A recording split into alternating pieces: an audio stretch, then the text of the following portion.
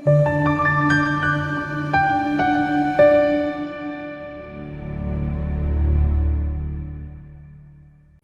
ukukhuluma nawe kama Pastor Ningi. Sicethe inamba isenze kuphela kusona 9 ekseni ka 5 ntambama.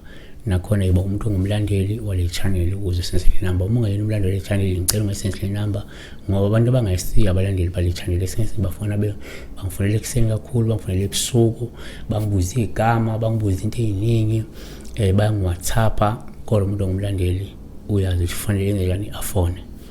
So sibheka la udaba olukaSimamukele Boyana uthi can I ask but ukuphupha isiqephu songafuna usilahla.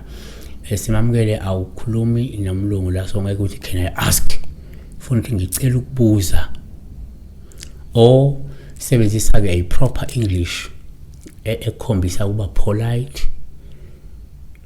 Can I ask is not a polite approach or no a polite word ongayisebenzisa or phrase. So she's dreaming of herself refusing to throw away her shoe or shoes. Akafuna ulahla izicathulo zakhe. Nake singakusho. Number 1, ngokujwayelekile uma uphupha izicathulo siye sitshele njengo Paul uma ungafuna ukuzilahla. Ngoba lokho kuyakhoma ukuthi wena umuntu ofake amazipho kumuntu wakho noma engakuphethe kahle noma enza kabi kodwa ngenxa yokuthi wena usamthanda lo muntu loyo.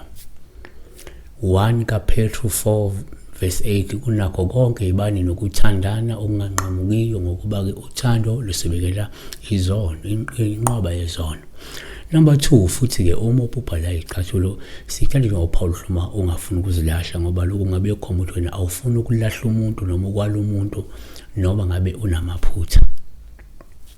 Shumayeli 4 verse 9 kungcwele babili kunoyedwa ngoba ke banomvuzo omkhulu ngomshikashika wabo. Number 3 kwesinye isikhathi uma uphupha la izicathulo kuPaul uma ungafuna ukuzilahla ngoba lokho ngabe kukhomba ukuthi kungenzeka uqhoqhobele esikhundleni isithini noma ubambele esikhundleni futhi awufuni ukwesula mhlawumbe esikhundleni noma ufuna ukwesula emsebenzini noma ngabe uyahlukumezeka noma ngaba uthola umvuzo ofanele noma umholo ofanele kodwa lo msebenzi lo oloku ubambele kuwo awufuni ukushiya. Yabona leyo position makuyiposition noma leso sikhundla leso uloku sibambile ungafuni ukusiyeka noma ungafuni ukuresign.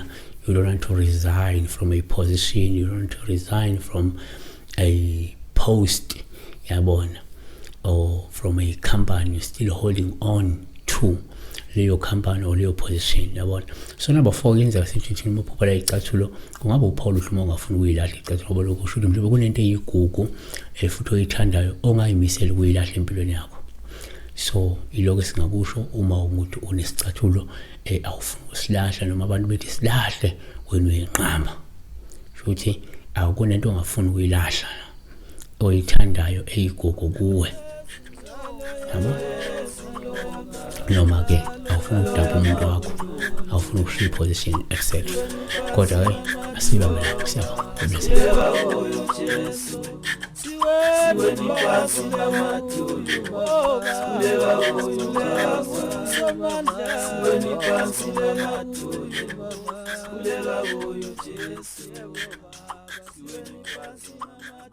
you.